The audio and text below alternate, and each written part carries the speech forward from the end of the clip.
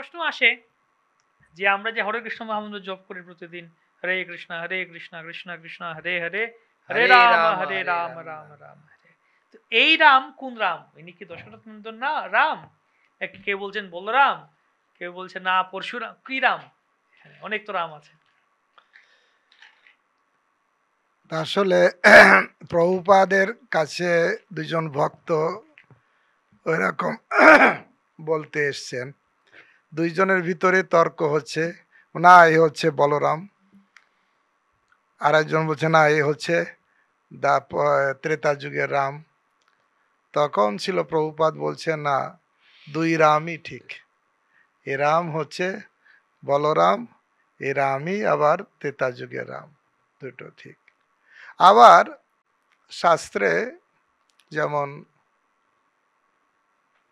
আচার্যরা ব্যাখ্যা করেছেন, প্রত্যেকটা কৃষ্ণ কোন কৃষ্ণ, রাম রমেতি ইতি রাম, এবং কোন প্রত্যেক আলাদা আলাদা ব্যাখ্যা দিয়েছেন। হরিনাম ব্যাখ্যা, ওটা হচ্ছে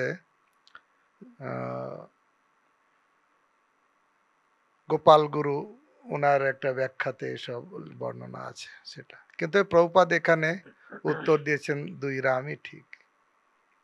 তাহলে আমরা প্রতিদিন আমরা হরিনাম জপ করছি, আমরা রামচন্দ্র ভগবানের কথা স্মরণ করছি। ভালো।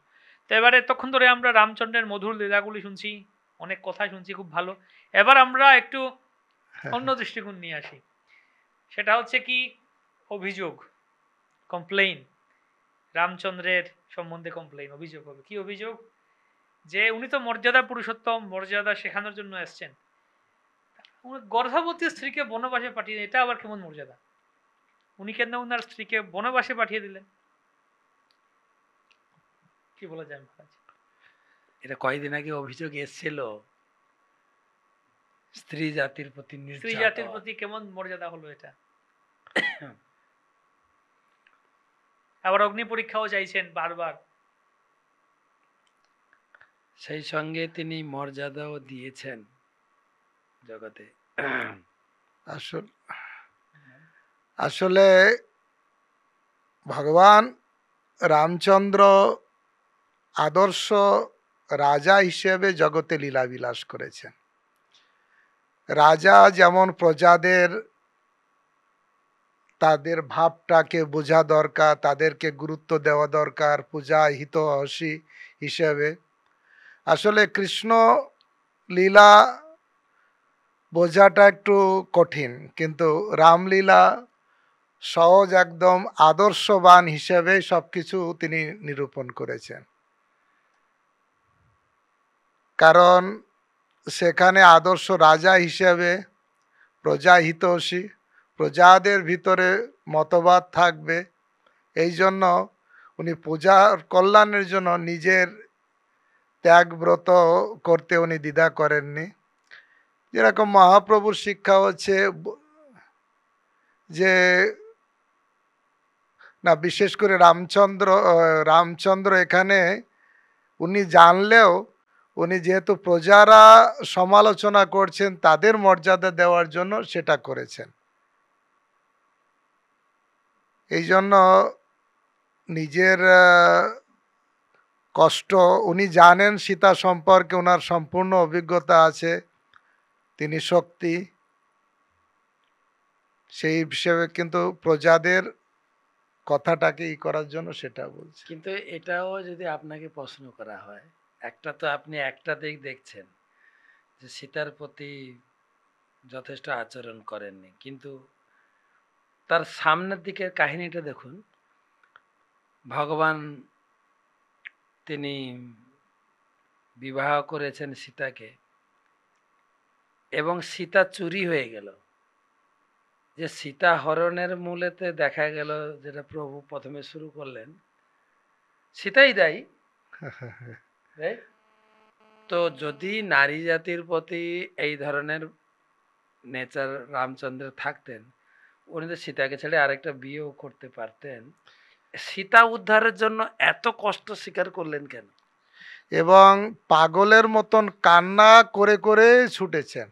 এখনকার স্বামীরা হলে চুরি হয়ে গেছে আর একটা বিয়ে করো, এ অন্য জায়গায় চলে ঠিক না? গেছে, ঠিক আছে, কিন্তু কত স্ত্রীর প্রতি সুস্থির নারী জাতির নারী প্রতি জাতির প্রতি কত তার দায়িত্ব। সহানুভূতি, দায়িত্বশীল, এবং পাগলের মতন লোকেরাও অবাক হয়ে যাচ্ছে যে পাগলের মতন গাছপালাকে জিজ্ঞাসা করছে কোথায় আমার সীতা, কোথায় আমার সীতা, পশু গা- পাখি সবার কাছে। সাধারণ লোক তো বাদ দেন, হ্যাঁ, শিব পার্বতী হ্যাঁ, যে কাহিনী আমরা শুনলাম, শিব পার্বতী, অবাক হয়ে গেছে। শিব তো জানেন শিব তো মহান ব্যক্তি, পার্বতী বলছে প্রভু এ কে? তুমি বুঝতে পারছো না আমাদের আরাধ্য দেবতা রাম? বলে উনি যদি আরাধ্য দেবতা হয়ে থাকেন, পত্নীর বিরহে আকুল ভাবে ক্রন্দন করছে, হাসিতে হাসিতে হাসিতে, এ সাধারণ ব্যক্তির মতন বউ হারা ব্যক্তি, এ কি করে ভগবান হতে পারে? শিব ঠাকুর পার্বতীর সামনে প্রণাম করছেন প্রভুকে, পার্বতী বলছে তুমি কাকে প্রণাম করছো? এ সত্যি ভগবান? একজন স্ত্রী হারিয়ে গেছেন, সে এমন ভাবে পত্নীর বিরহে বউ হারা ব্যক্তির মতো উনি স্বীকার করতে পারলেন না। প্রভু বলছেন না, সাধারণ লোক দেখছেন পাগল, সাধারণ লোক ছিলেন পার্বতীও হচ্চকিয়ে গেছে যে সত্যি কি উনি ভগবান?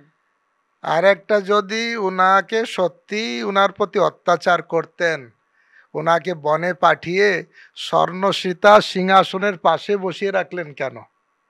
কে? রামচন্দ্র।